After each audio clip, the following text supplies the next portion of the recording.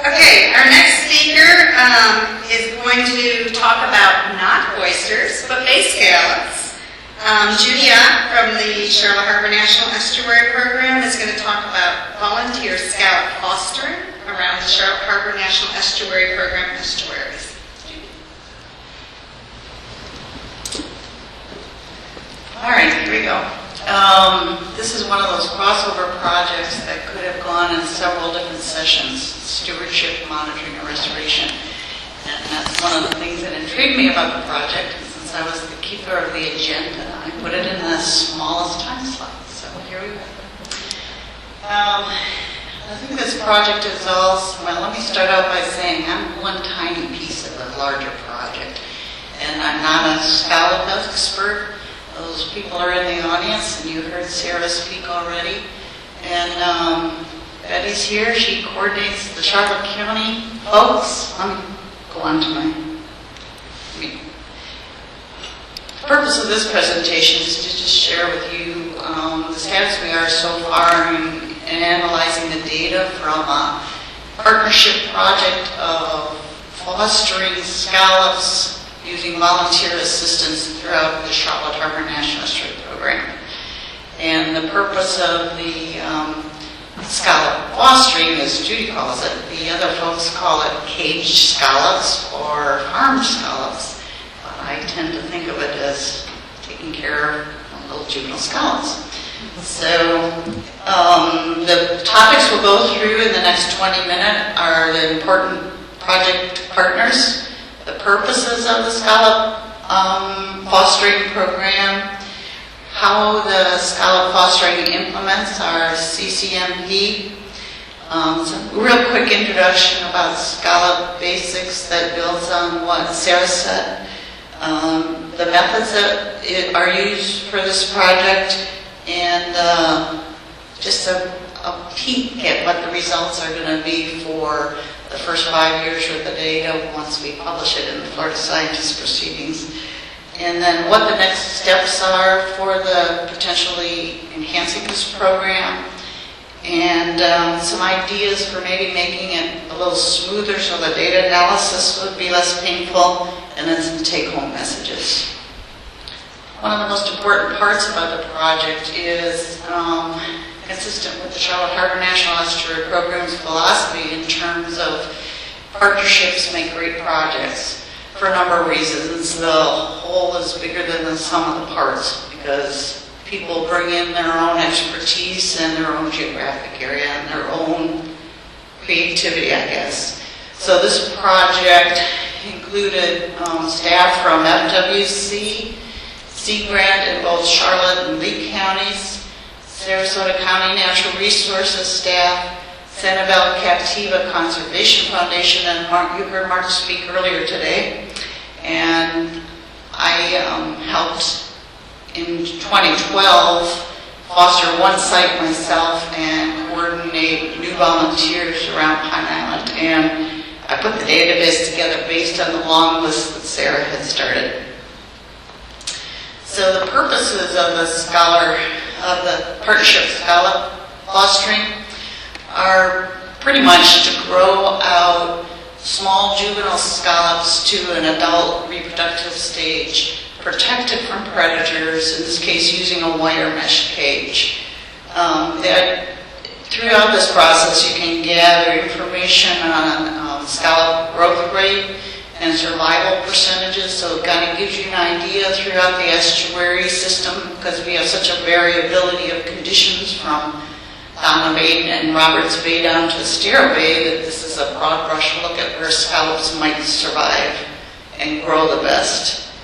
The purpose of the program also includes assisting other agency staff and organization staff with their restoration for scallop programs. So you saw Sarah's slides of the different restoration projects and the larvae releases and the juvenile releases, and I know Betty recently did one.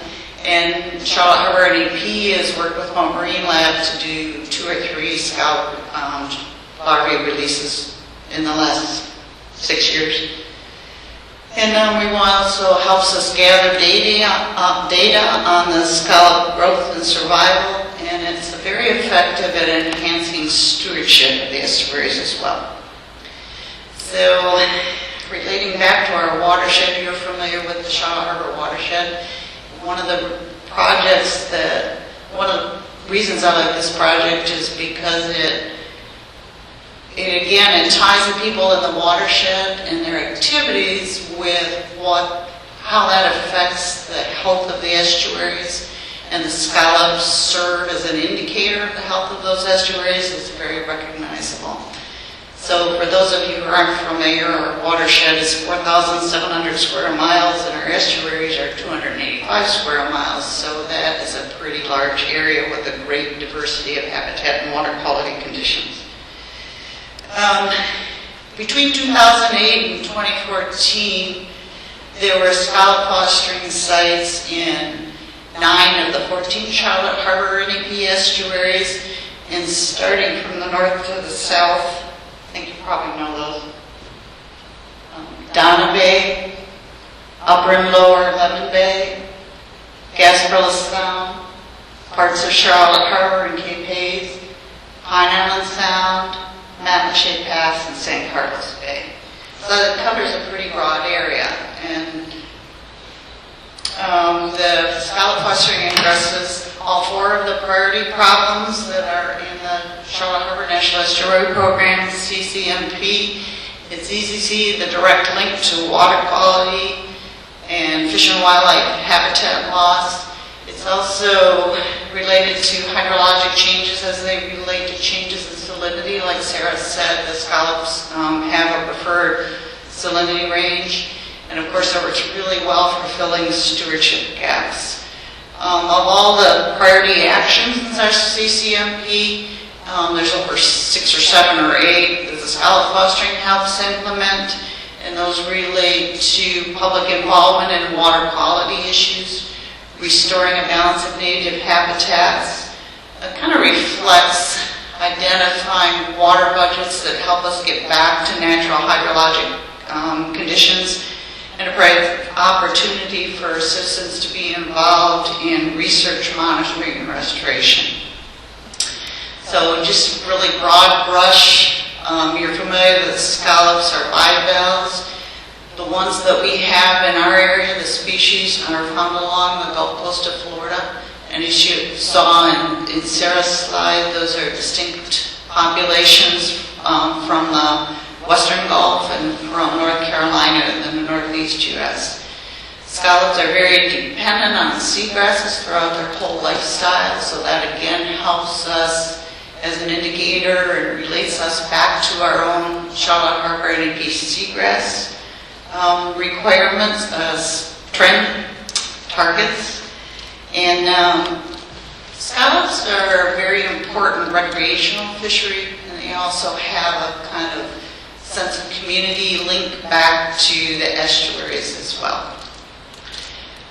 Scallops in our area live about 10 to 12 years, and they go through a swimming or drifting larval stage, and then they'll settle when the temperature gets cooler, and then the scallops actually grow pretty rapidly once they get the, These are some of the things I thought was interesting when I was learning about the scallops.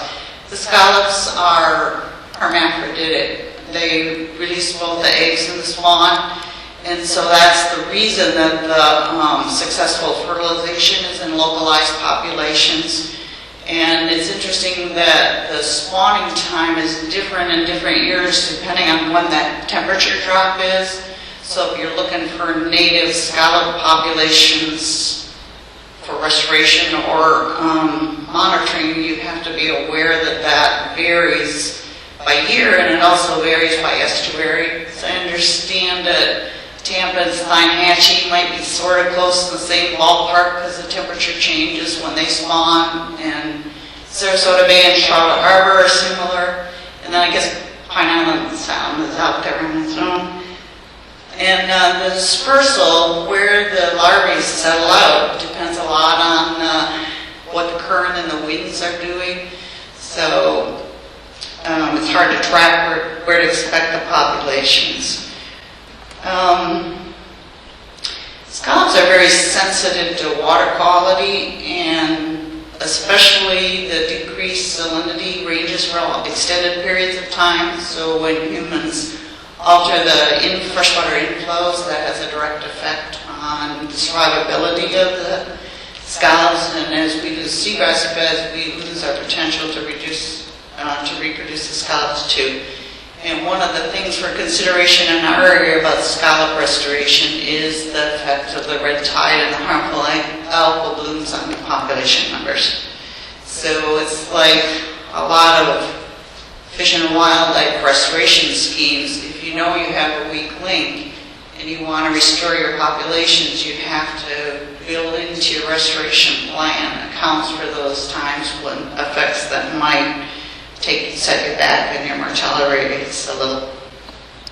So scallops grow really fast in the right conditions, and we found that in our cage in Matlacha Pass. They can grow up to several millimeters a week, and a millimeter sounds small, but they really do grow fast. So scallop populations are sensitive and their populations are stressed here. As it relates to patchy areas, our seagrasses are relatively stable in Charlotte Harbor, but the areas where we are, the seagrass density is declining. That will affect the scallop populations. And again, localized areas where we're seeing increases in turbidity and artificial changes to inflows. And then over-harvesting for recreational purposes, especially if they're harvested before the reproductive stage. Most likely it's a combination of many of these factors and some other ones. So the equipment that's used is very simple. It's the cage for the scallops, and it's protective gear and calipers to measure the scallops. And some people get fancy about how to keep the scallop cages off the bottom. So I'll have the gear up here, I'll show you at the end. And the other thing you need is the supply of juvenile scallops, which is one of the limiting factors. In the past, FWRI has used wild-caught larvae that have just settled out. But if you grow them in a hatchery, could be a more stable time period, but it would cost more to be able to take them from the juvenile stage to a stage large enough to be in the cages, and you have to have the data sheet. So deployment methods, when you get the scallops, they're usually too small to fit through the mesh, or they fall through the mesh in the cage. So you put in a little Ziploc mesh bag, and lingerie bags work great. And if you're at an agency who's done scallop restoration, you all have stories about how you get that Publix lingerie bag receipt through your accounting department. And then put the scallops in the cage and hang the cages over a dock or a structure into the water. And they have to be deep enough to be inundated even at really low tides, but enough off the bottom of the sediment, about half a foot or 3/4 of a foot, so it doesn't smother. Measuring the scallops, it requires pulling the cage up, taking the scallops out of the mesh bag if they're still in the bag. And we use 2 clear plastic trays with the water. We put all the scallops in one, and you take one at a time and measure it so you know which one you measured. And you use calipers and you get the shell height from the hinge to the edge. And you count the number, you start with the number of original scallops, live scallops that were given. And each time you record the number that are left that are still alive. And it gives you a % survival. And then get the height and any other comments they might observe while you're doing the measurements. It was interesting for us, with the SCCF crew, one of the characteristics that we noted was when the scallops started to get over 50 or 60 millimeters, were they getting to be reproductive stage yet? And the indicator of that was a little hard to find. You had to see the inside of the scallop to see it was kind of an orange color. That was an indicator that it was getting mature reproductively. And so, of course, they could come up, they clam up, no pun intended. And then that's why we put them in the second clear box. They would open up and they get real feisty and they'd snap at you and you can see the little blue eyes. And so you had to kind of like look at them and see if they weren't yet. But that piece of information is really helpful. And as I was pulling the database together, I realized that was not in the database, and that would have been another important piece of information. I started the data compilation has been more of a challenge than I thought. I really appreciate it. I really appreciate the effort of the sponsoring organizations to submit the data and FWC, Sarah, to pull it all together in one list.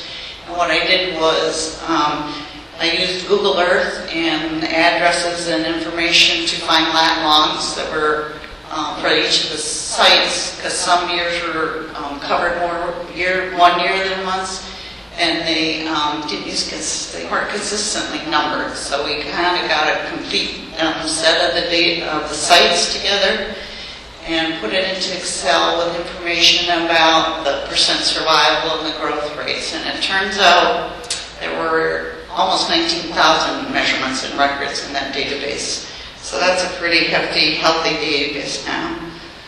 So from 2008 to 2012, there were 60 locations that were monitored from Donna Bay down to San Carlos Bay and the south end of Pine Island Sound.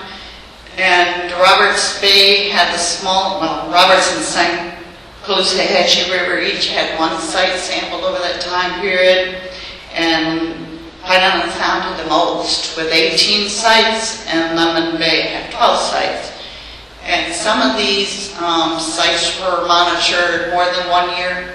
I think there were 4 sites where there were measured 4 years in a row, so we'll be able to look in more detail at the changes in those populations. And pardon me for a minute, I'm going to use my notes here.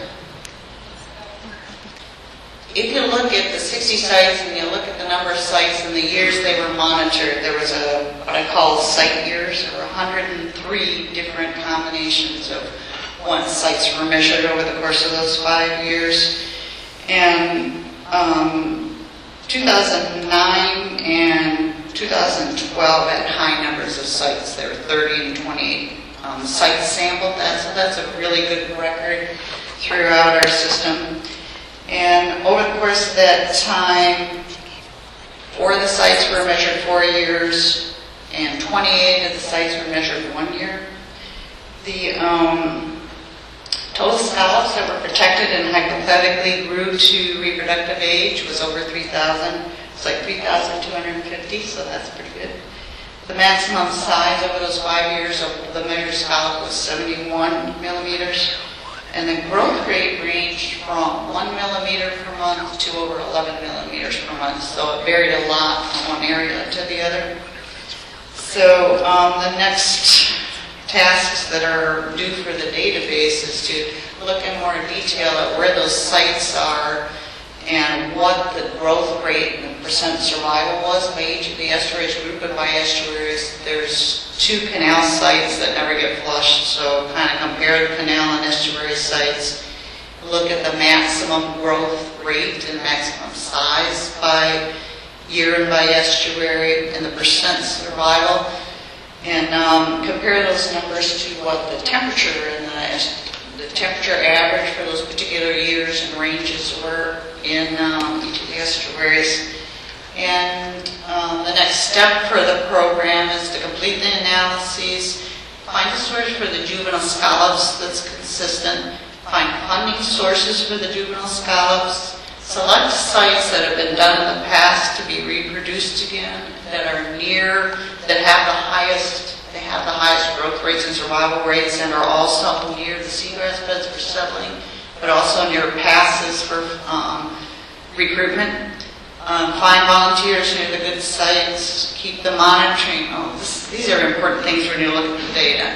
If the volunteers would record all the way till the last scallop dies and reproduces and record the size of the shell, that really ups the analysis of the database. And then make sure that the reproductive condition of each scallop is recorded. And let me see, I have some take-home messages for you. No, I'm embarrassing myself here. Scallops are a really good environmental indicator of the health of the estuaries. They're really good ambassadors because they're so charismatic and they attract the attention of citizens. And this program done this way has the potential to do a qualitative, semi-quantitative analysis of where the best survival rates and growth rates are, and to focus the cages into those areas in the future. And I know Sarah mentioned that the scallop cages are not very cost effective if staff people are involved in doing them, but if the volunteers are in charge of minding them, that reduces the cost, that increases the cost effectiveness. You need a cost-effective source of the juvenile scallops, and one of the most important things is that the volunteers would enter their data through our water atlas, like our shoreline survey volunteers do. The data would be put in more accurately right away, and it would give us more time to do the analysis instead of the data entry. And that's it. Thank you.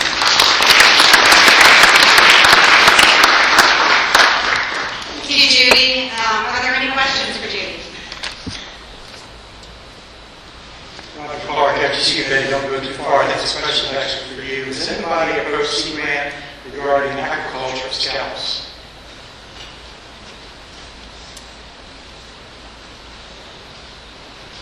Are you talking about for commercial harvest?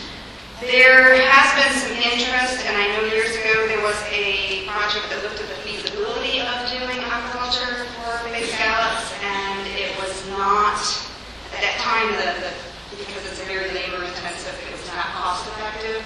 I think there's some renewed interest in